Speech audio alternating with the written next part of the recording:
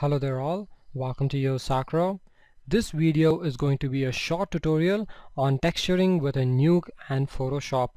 This is basically an accompanying video to the previous tutorial on tracking and projection texturing, in which I did procedural network to create a texture, whereas in this tutorial I'm going to go ahead and do a simple Photoshop texture which can be applied on the object instead. So let's get started. Now to get started, what we have done in the previous tutorial is generate this texture using only nodes available within Nuke. So I've used a couple of noises, rotor paints and grades to generate the whole texture, and it gave me this result. But this method kind of gets complicated for people, so therefore what I'm going to do is replace this entire section with a particular texture which I find, let's say a photograph from online, where I can replace the whole thing with some stitchings. So what I've done is gone ahead, replicate this entire composite once more over here, where I can go ahead and do the entire composite with a new texture and connect it to my actual big mesh. So here, if I connect to the final output, you should be able to see that there is no result because there is no texture applied to my actual object. So let's go ahead and look for a scar or a cut or something as such which can be applied on top. So to look for this image, I'll go ahead and search on Google. So now I'm in my browser. Let me go ahead and put it on for image search, and I want to search for something like scars, wounds, cuts, stitching or bleeding or things related to that. So I'm just going to go ahead and start typing in cut skin, and before you hit enter, please make sure that you're searching on an empty stomach. Now once all the gory images come in, you can start picking out exactly what kind you want. But obviously, first thing to note for all artists out there, you can't just start copying images off the internet. So you need to go through the proper copyright channels. So therefore you can't just go ahead and start ripping these images off. That is one of the major reasons that I have blurred out the screen too. Now, the proper way to search for these images would be to go ahead to the Google Advanced Image Search. You can just go ahead and Google for it and you'll get that. The main reason for using this Google Advanced Image Search that it allows you to actually search for Creative Commons images. So therefore you can actually make use of this search to get images which are free to use commercially. So I'll go ahead, set that up, and I can just search for something like scars, wounds, cuts, stitching, bleeding or anything I have, and I'll just click advanced search, and immediately I start getting a few results. And as you can see, all these images which have appeared now are actually labeled for creative or commercial reuse with modification. So let's say I like this image which I see here, and as you can see it's from Commons Wikimedia. So therefore this image is from Wikimedia. I'll go ahead and click view this image. So I have this image at full resolution and it's a pretty decent resolution. I can easily make use of this. I'll go right click on this image and I'll copy this image. So done, I have my image ready. I'll put this in Photoshop and start working now. One quick note before I actually jump into Photoshop. If you're actually looking for images, you don't always have to look for Google Creative Commons search because you might not actually get as many results. So in such a case, you might actually have to buy an image from a photographer or have to go ahead and take one of your own. If not that, you can also look for other resources you have online, like the Flickr Advanced Search, which gives you the same Creative Commons license. And also you can go to DeviantArt, look for images you want and ask the author whether if you can make use of it in your own work. So obviously there are loads of methods, and the best one is always to take your own pictures. So let's go now to Photoshop and actually start working. Okay, so now I'm here within Photoshop. Let me go ahead and create a new document, and because I've actually copied the image from my browser into my clipboard, you can see the preset is already set to clipboard with the actual height and width of the original image. Now the only thing I'm going to change is the background content. I want it to be transparent so I don't have to work with some additional background which I have to remove. Now I'll just go ahead, click OK. So I have this blank canvas. I can press Ctrl V or go to edit and click paste. So I got my image into my Photoshop canvas. Now, before I can actually make use of this image with a nuke, there are two main things I need to take care of. First off, I need to apply a transparency map onto this image so that I can actually make use of only the scar tissue and not the skin, because obviously this skin looks more like it belongs to the hand rather than the forehead. Next thing is, I'll have to place this image or the pixels of this scar tissue or the stitches exactly on the position where I want on the forehead. So first off, to position it on the forehead properly, I need an image from Nuke which tells me where this has to go. Next, I need to create a matte on this image itself which gives me only the scar tissue. So let's go first into Nuke and take a render of only the forehead from the projection cam to know where to place this texture. So what I actually want from Nuke now is to see exactly what the projections cam is seeing. So if I go ahead and set my viewer to the projection cam, you should be able to see exactly what it's looking at. And if I turn on the object, you should see exactly where it is. So this is my view which I want to be rendered. But as you can see, if I just have my object flat out, I really can't see what's happening. So therefore, if I could, let's say, go ahead and apply the original footage on top of this forehead, then I'll be able to see exactly what's happening. So to do this, what I'll do is go ahead and reproject the texture of the original footage back onto the mesh. So for that, I'll go ahead, reconnect the tracked cam onto the projection 3D node and the corrected footage back again, so I actually have the forehead projected. So now if whatever frame I go to, you will be able to see that the forehead is actually plainly visible on this mesh. So now what I want to do is go ahead and render this out using the projection cam. So if I go to my scanline renderer, which I have connected here on the side, you should be able to see that I only have the forehead region. And also if I go to my alpha channel, you should see that the 3D object is giving me an alpha. So now this is the image I want within Photoshop so that I can go ahead and put the new scar tissue I have on top of this forehead. So let's go ahead. I'll go ahead and connect a write node onto the scanline renderer. I'll write this out and open this image out in Photoshop. So I've gone ahead and rendered this simple UV image which has alpha channel. It's a PNG image. So I got this simple one. I want to bring this into Photoshop. So let me go ahead and open this in Photoshop. So I have it here. Now what I'm going to do is take this image which I have here and put that into this. So let's go ahead, Control A, copy this, and over here I'll go ahead, edit and paste. So I got this image. The first thing I want to do is maintain as much quality as possible if I want to edit it later. So for that reason, I'll just go ahead, right click on this, and I'll tell convert to smart object. Okay, that's kind of clipped out of screen. So let me just pull that out a bit. Okay, so as you can see, I have convert to smart object. I'll convert this layer into a smart object. What that means is if I go ahead and reduce the size, and then again some other time I decide I had to increase the size, the quality of the image is still maintained, it's not lost. So that is what smart objects basically mean. So let me go ahead, I'll just reduce the size, place it somewhere. Obviously the scar is too big, so let me place it somewhere over there. Okay, now as you can see, the skin tone do not match and there are loads of issues. But first thing I want to do is go ahead, levelize this. So I'll go ahead and add in a levels layer on top of the smart object. I'll link it only to this layer itself. I'll hit auto on top of this, so I get a bit more variation in the actual levels.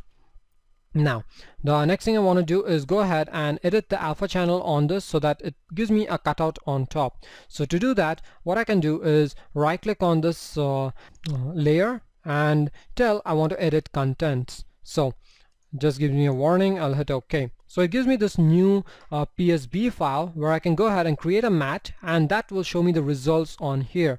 So basically I can go ahead and start editing it over here. So what I'll first do is I want to create a proper matte which I can use to cut this out. So if I go to the channels, I can go to the red channel. You can see the blacks are basically the regions I want and the whites are the ones I want to ignore.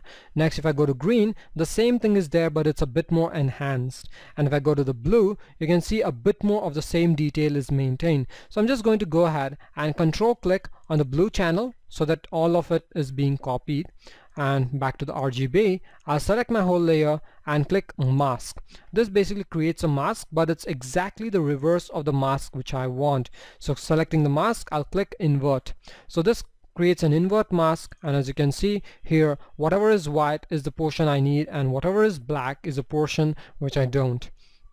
Now what I'll first start is by levelizing this. I'll just go to levels and I'll bring my values in a bit so that, okay, so I have it there. Next I want to get rid of all these harsh edges on the corners, so I'll just take my brush and a few settings on my brush. It's not a default round brush, it's almost about 400 plus pixels. And also if I go to my brush settings, you can see I've turned on a few shape dynamics. It's has a tip shape, something like this. It's a 27 pixel brush which I have.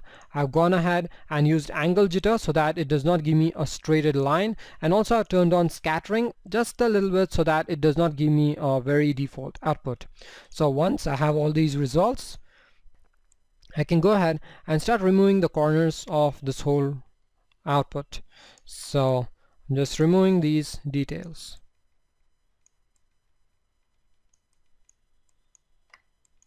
Okay, so I got rid of all the edges, but I also want to get rid of a bit of the skin in the center, but I can't really do that so easily. So what I'll do is again turn off the mask. I'll come out of it and disable the mask, come to the channels. Let's say I go to the blue channel this time, disable the rest, just go to the blue channel. I'll control click on this so I have the entire channel selected. Now I can go to the quick mask, Control Shift L so that I have it auto levelized once more, and I'll invert it so that I can, okay, sorry, I don't have to invert it. I'll come back out and back to my mask. I can go ahead and start removing it wherever I think it's too much. So basically what I'm doing right now is removing additional skin details which I don't really want. Also I can go back to the mask, and in the center where a lot of detail has been lost, I can add it back in using the white color. So I can just go ahead and paint this all back in. So let me just add in a little bit of that, and I'll hit save once. So this image is saved, and now I can come back to my actual UV layout and you can see exactly what's happening. As you can see, the saturation is a bit too much on this layer. I'll just turn this off so that improves it a bit, and also the amount of detail in the center is lost, so I'll go ahead and start editing it. I'll go ahead and fast forward the video for a while so you can actually see what's happening.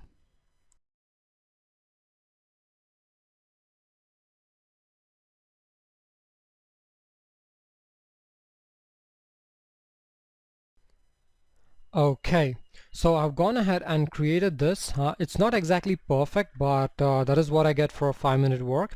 So I've gone ahead and created this texture. What I've done is created 2 different mats, each one giving in a different amount of detail.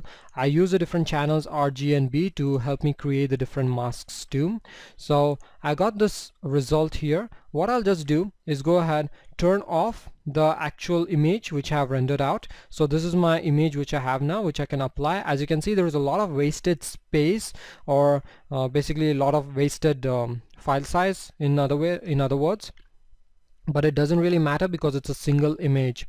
Plus it's just a PNG image which I need to save out, so it doesn't really matter. So I can go ahead, save this, open it up in Nuke and start projecting, and it'll work right out of the bat. So let's go ahead, I'll save this and open it in Nuke and get back to you. So here now I'm in Nuke. Let me go ahead and read in the new PNG image I've just saved out. I've saved it as the ACUV_2 PNG over here. I'll just go ahead and open it up. As you can see, it's almost 16 MB in size. And when I open it up, the first thing you notice is that it's unpre-multiplied, meaning the RGBA values have not been pre-multiplied by the alpha. So first thing I'll do is go ahead and pre-mult it. So pre-mult. So I get this result here. As you can see, it's not exactly the best result. This is not how it looked like in Photoshop. So there might be a few variations, but it's okay. Now, next thing, obviously, I need to go ahead and project it onto the object once more. So I'm going to go ahead, reconnect the camera to the projection cam and disconnect the original texture and connect the new one which I've just bought in from Photoshop. So now, if I go to my 3D baked object, you can see that it actually has this texture applied on top of it. Now at the edges you can see that you can make out a little bit of the alpha. The main reason for that is the way Nuke handles a bit of the alpha channel. It doesn't really matter because you can't really see it. If you want to be sure that you don't get any edges, you can go back into Photoshop and make sure the alpha channel is perfectly black on all sides on the edges within your actual texture itself. So I don't really care about it right now, so let's come back here. I'll go check out the final result I'm getting here from the texture on the object. So this is the object texture. If I render it out, it's going to give me this on the object, and if you see through, you can see that it's actually moving according to the head. Now I want it to be applied on the head, but if I come to the actual merge channel and just go to the, let's say, the final result I have here, you can see it looks horrible. The first thing, the reason for that is after the scanline renderer I have added a color correct, which is actually increasing the saturation. This is what I had done for the previous texture which we had here, so I don't really need that saturation this time. So I'll just go ahead instead desaturate the entire texture so it's actually darker, so it fits in nicely with the actual skin tones. So now if I actually go to the final result, you can see it matches in quite nicely. And also the few things I have edited here or changed. First off, I have this multiply blend mode which just darkens the entire thing a little bit, mainly causing a bit of bruising or let's say color variations on the skin, which is very subtle. You can see it's just 0.325 blend mode. Next I have this overlay which is actually adding in the details, so you can see this is the one which is doing majority of the work. Next I've gone ahead color corrected this, and then I can go ahead and write it out, and pretty much that's it. All I've done is created a texture, reprojected using the same old camera. The only thing is this texture which I've created, I've used this projection cam as a rendering object and use that as my UV layout. And now I can go ahead, hit back. I've just turned off the lock on the viewport so that the viewports are not synced or the viewers are not synced. I'll go hit play, and as you can see the texture moves, it fits in perfectly. As long as your point cloud was nice, or as long as your point cloud was good, and also the kind of big mesh you get is good, this is going to match up perfectly. So pretty much that's it. Now the next thing I want to show you is exactly how to optimize your textures. If I zoom in, you can see it's already quite pixelated. You can't really see a lot of details. So if your texture is not very high resolution, you might start seeing even more artifacts or issues. So I'm going to show you exactly how you can avoid such problems. So the first thing I've done here is that if I come to my 3D scene, you can see the camera is quite far off. The main reason is the mesh is entirely within view, but I don't really need the entire mesh within view. I only need the region which I need to texture within view. So for that reason, what I can actually do is I'll just go ahead, I'll copy this camera, I'll duplicate it, keep it over here. So let's go ahead, this is the new cam. I'll connect that as a new camera, so that's what I'm looking at. Now I'll just move it closer and position it at a position or a place where the texture is supposed to be applied anyway. So I positioned it. Now if I go to my actual scanline renderer, you should be able to see that the entire texture is kind of skewed up. The main reason is I'm still looking at the same old camera texture, so I'll just move out this camera off to the side. This is no longer required. This is a new optimized camera, and obviously with a new camera I need a new proper texture. So now you'll see understand a bit about what I did with Photoshop. If you're getting confused, just replay a little bit. Now what I'm going to do is just go ahead and reproject using the same old camera here. I'm just redoing the rendering part which we just did a while ago. So rendering using this camera. Okay, so as you can see, I've just gotten the forehead very close to the actual head. So once I have this, I'll go ahead, write this out. I'll put this as underscore A, let's say. I'll hit render. So it just goes ahead, renders out the single image. That's done. Now I can go ahead to Photoshop. I'll open that up. So I have this new image. Opening this up. Over here, all I need is the textures or the layers. So let me hide these guys. So these two layers are one with the levels and one with only the texture. So taking these two, I'll put them within this new file. Oops. Okay, so I have these over here. Now the main thing is, because I have made this entire layer a smart object, I can actually go ahead and transform it, basically maintaining all the details without losing any quality, and place it where I want. Hit enter, close out the original footage or whatever I have, and now I can go ahead, save this out. So save as, I'll save this as PNG. So let's just say I save this out as A2. Obviously you need to follow proper naming conventions, or else you'll be as confused as I'll be if I go through these files in a week. So I'll save this out. I'm changing the compression to be none because it's going to be a faster read. I'll save it out. Now coming back into Nuke, I'll read this image. I'll bring in the A2. Obviously I need to apply a pre-mult on top of this. I'll connect that into my viewer, and you should be able to see I have a larger image with much higher quality. Now this one is what I need to connect into my actual projection cam. So I'll reconnect my projection cam and texture. Done. Coming to my scanline renderer node, you can see this is the actual result I have, and coming to my render, you can see the texture is actually quite higher resolution. I can see a bit more white details over here, and coming to the final result, this is what I have. So that's it. That's pretty much it. That's what I wanted to do. So let me just briefly recap this because I know I confused you guys a little bit over here. So first off, this tutorial is an accompaniment to the previous tutorial on tracking which I have done. So in that tutorial I went ahead and created this texture which is completely within Nuke, so it's kind of hard to understand. So what I'm doing in this tutorial is basically showing you how to project a texture which I've created in Photoshop. So if you're going to create a texture in Photoshop and apply it, you need an additional camera which is going to project that texture. You need that camera to be looking only at the texture and nothing else. So what I've done here just now is create a new camera, pull it forward so that it's actually looking at only the texturing portion and nothing else, so that your texture is not going to be applied anywhere else.